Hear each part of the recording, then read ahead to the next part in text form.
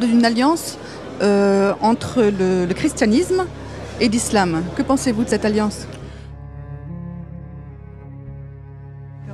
Il y a le cheikh qui est là, qui a un discours. Dans son discours, il parle d'une alliance entre le christianisme et l'islam. Que pensez-vous de cette alliance? À mon avis, nous devons considérer le facteur religieux non pas comme l'affaire privée, mais comme l'affaire publique. Parce que nous avons les idées de la société, de l'homme, qui dépendent des sociétés et des contextes culturels. Par exemple, pour les chrétiens orthodoxes, la foi chrétienne orthodoxe, ce n'est pas l'affaire purement personnelle, c'est l'affaire collective. Donc, notre conception de l'Église, c'est la conception publique, sociale, c'est l'institution sociale avec ses propres lois, ce qui rentre en contradiction avec la vision libérale, parce que pour les libérales, l'homme, c'est l'individu. Pour le monde chrétien orthodoxe, l'homme, c'est le parti de l'Église. Donc, on devient l'homme en devenant chrétien. Donc, on devient l'homme en sens plénière. Donc, il y a non seulement les heurts par rapport à certaines formes de l'expression artistique, ou certains actes très douteux, par exemple d'agression symbolique contre nos églises qui se déroulent en Russie, par exemple l'affaire infâme de Pussy Riot, etc., etc. Mais il s'agit non seulement des résultats ou des choses secondaires, il s'agit de coexistence impossible de deux conceptions de l'homme, de la société. La conception religieuse fondée sur la nécessité obligatoire de la dimension collective de la religion et la vision libérale qui nous refuse de la possibilité de créer ce qu'on peut appeler la cité chrétienne. Donc la société ou la politique basée sur les valeurs chrétiennes. La même chose se produit dans les relations mutuelles entre l'islam et le libéralisme. Donc, pour les libéraux qui sont au pouvoir en Europe, l'islam, on peut tolérer en tant que l'affaire individuelle et non pas comme l'affaire publique. C'est à mon avis le consensus libéral. Mais finalement, si on donne cette possibilité de professer l'islam au niveau individuel, ce n'est pas compatible avec la vision d'islam, parce que l'islam possède aussi bien comme la tradition orthodoxe chrétienne, la dimension strictement sociale, religieuse, mais aussi sociale, publique et même politique. Donc, si on applique la même chose, la majorité de la population européenne aussi ne partage pas la vision libérale. Il s'agit des élites qui gouvernent le monde européen ou occidental. Et donc, nous considérons, nous autres, les eurasistes, que la tactique de susciter la haine pour l'islam et d'autre part provoquer le refus des valeurs chrétiennes de la part des musulmans, il s'agit de la stratégie de nos amis communs. Donc, ce n'est pas nos intérêts, les chrétiens, ce ne sont pas les intérêts des musulmans de s'attaquer nous-mêmes, mais c'est la stratégie de la manipulation.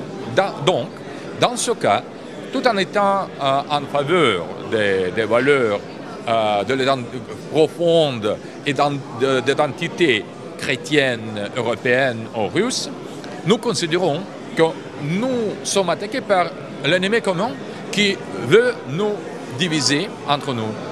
Donc nous proposons la stratégie tout à fait contraire.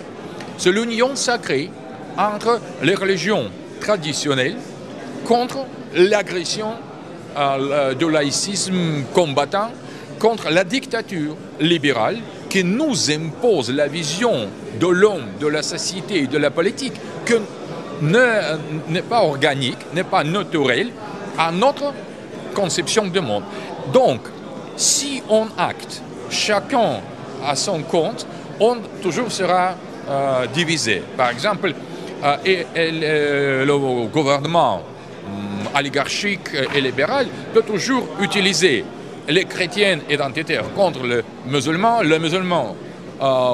contre les identitaires chrétiennes pour mieux instaurer le régime qui ne correspond pas ni aux intérêts des musulmans ni aux intérêts des chrétiens. Donc, nous proposons la stratégie tout à fait opposée. Nous proposons créer le front commun des gens traditionnels, des gens qui appartiennent à la tradition musulmane ou chrétienne, pour réorganiser la société sur les principes différents. Nous sommes les membres de la société, nous sommes libres et nous devons utiliser notre liberté maintenant pour n'être pas en même temps les victimes de cette manipulation. En Russie, il y a la grande tradition de la coexistence pacifique entre les chrétiens et les musulmans, non pas au sens de la tolérance, parce que la tolérance, c'est une différence. On comprend l'un l'autre. Donc, il y a la grande histoire de la coexistence de deux civilisations, islamiques et chrétiennes orthodoxes, dans notre pays, sans jamais provoquer les conflits. Donc, c'est possible pendant les centaines d'années sans aucun conflit. Et donc, si au lieu de nous imposer l'idée de la tolérance libérale qui ne marche pas, même en Occident, il faut faire le contraire. Nous proposons aux Européens de s'intéresser de l'expérience historique et sociale russe, de la société russe, qui était fondée sur compréhension mutuelle des traditions islamiques et musulmanes. C'est donc, en quelque sorte, aussi on peut considérer l'eurasisme. C'est l'idée de la création de l'alternative par rapport au libéralisme, mais non pas se basant sur une seule religion, ou un seul pays, ou une seule société, mais c'est l'invitation de créer le front commun, des gens qui pensent autrement par les procédures démocratiques, intellectuelles, ouvertes, par les débats, par l'exposition de nos visions, attaquer les libéraux qui veulent instaurer leur dictature d'une manière, à mon avis, totalement incompatible avec la démocratie. C'est les double standards politiques, la politique des standards doubles. Donc, je crois que pour ça, nous devons créer le discours dans lequel pourraient éventuellement inscrire les représentants des traditions différentes. Par exemple, les musulmans, les chrétiens, les représentants de la droite, de la gauche, qui refusent le libéralisme dominant, logiquement, peuvent être le membre de ce front eurasien.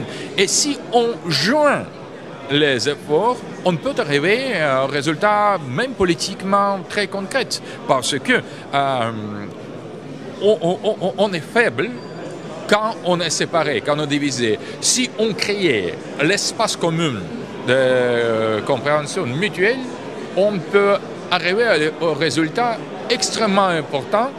Et je crois qu'en Russie maintenant, qui est regardée par l'Occident, par les États-Unis comme pays anormal, parce qu'elle n'était pas strictement libérale, moderniste au sens de l'Occident moderne, on voit beaucoup de choses très positives dans ce cas aussi, parce que la Russie insiste sur la souveraineté, sur l'indépendance, sur la stratégie indépendante par rapport aux États-Unis d'Amérique, au gouvernement oligarchique libéral. Donc, c'est en quelque sorte la forteresse, la Russie, pour tous les peuples et toutes les religions qui luttent pour l'alternative de l'architecture du monde actuel. Je crois que c'est aussi un argument très important pour les musulmans de s'intéresser de l'eurasisme, parce que ça devient peu à peu, on peut dire, quelque chose pareil à l'idéologie dominante en Russie, parce que Poutine, notre président, déclare création de l'Union eurasienne. Et donc je crois que ce n'est pas les mots vides, il y a les actions concrètes politiques qui suivent certains slogans, certaines idées eurasistes.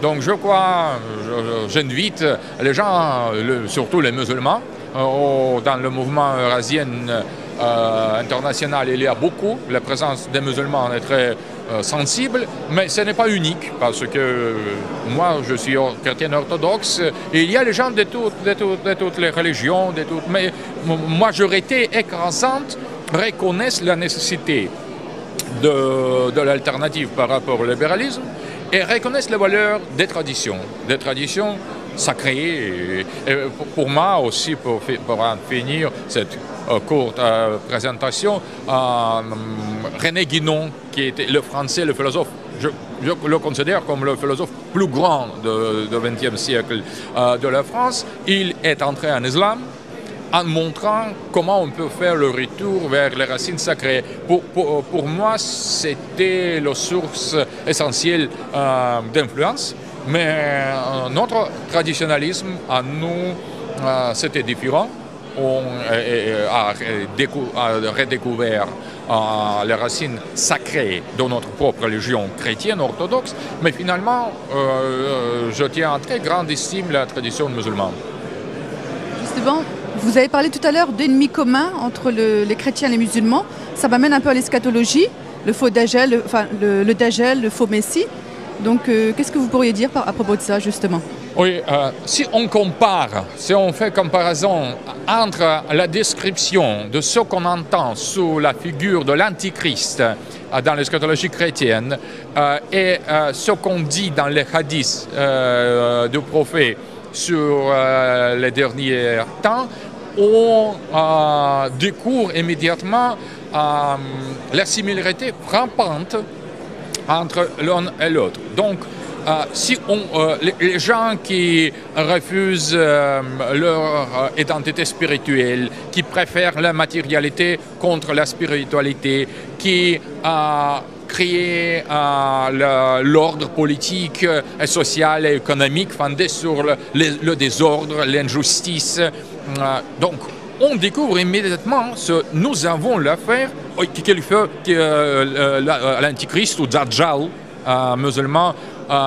Ils veulent créer l'empire global, mondial, fondé sur les instincts plus bas de l'homme. Donc, finalement, c'est la description de l'ennemi de l'époque finale est tout à fait pareil ou presque le même.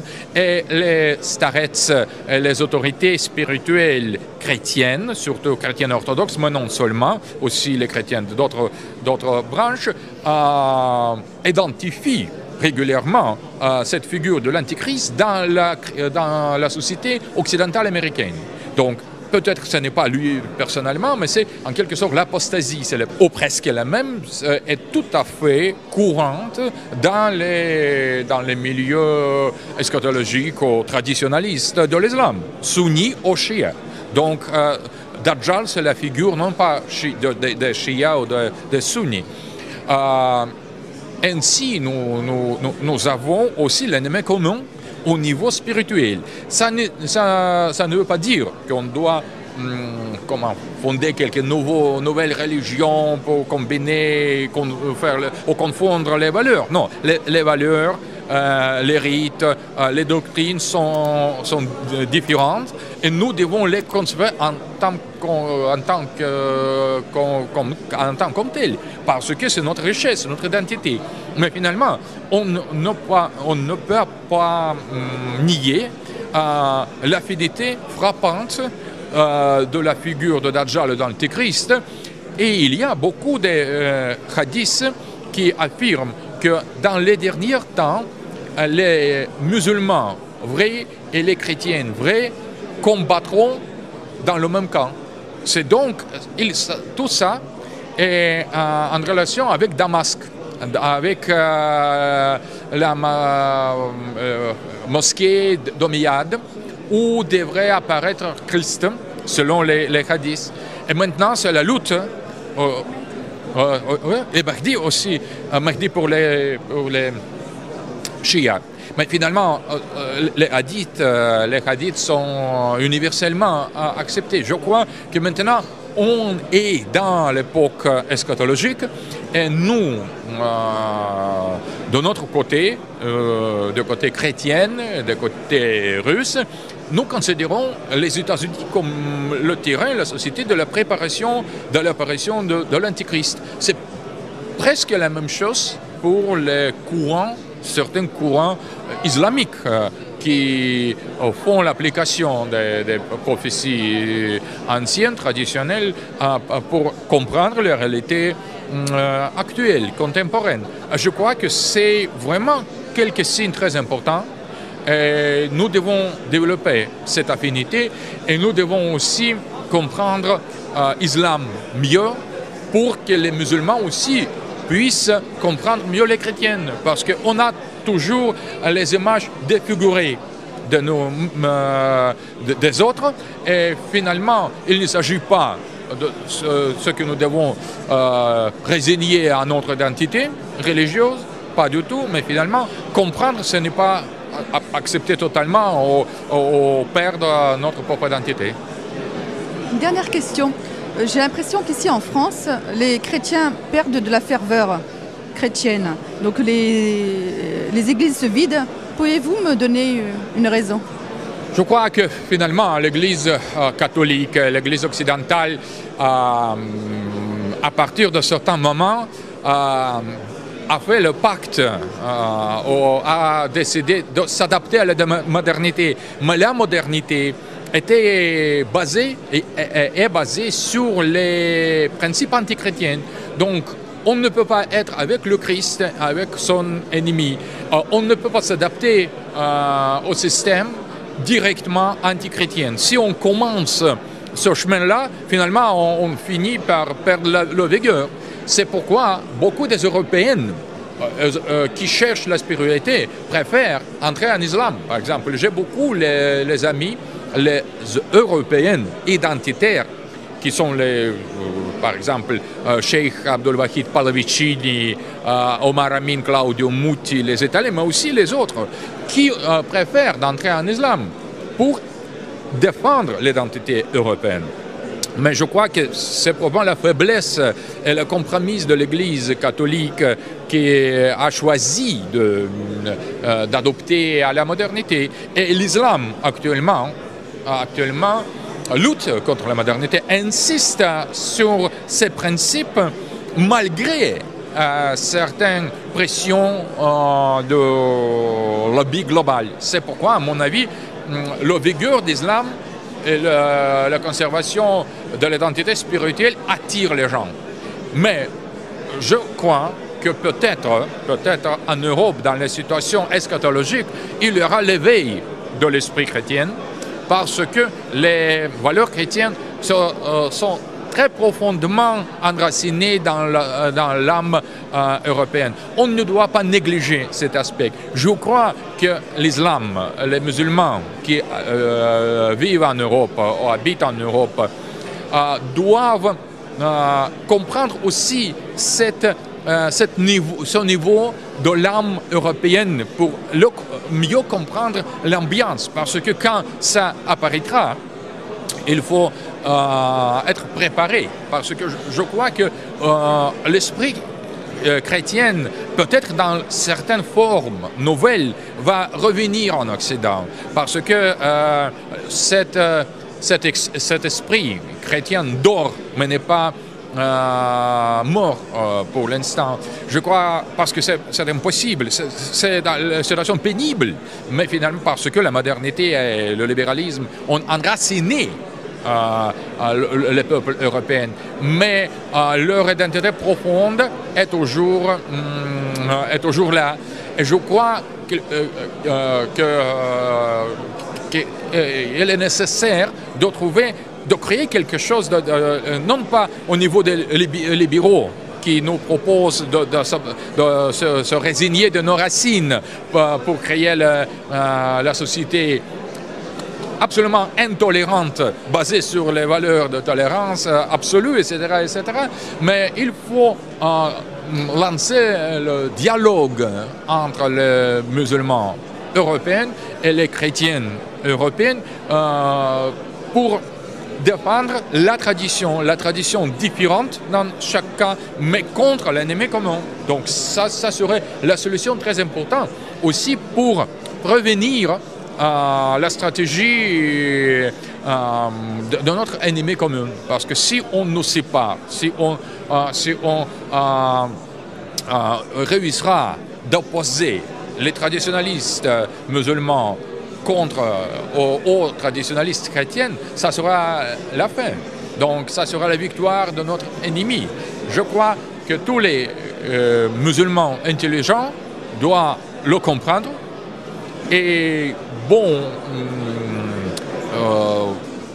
créer, imaginer certaines stratégies de compréhension mutuelle sur la base des valeurs traditionnelles pour de toutes deux religions.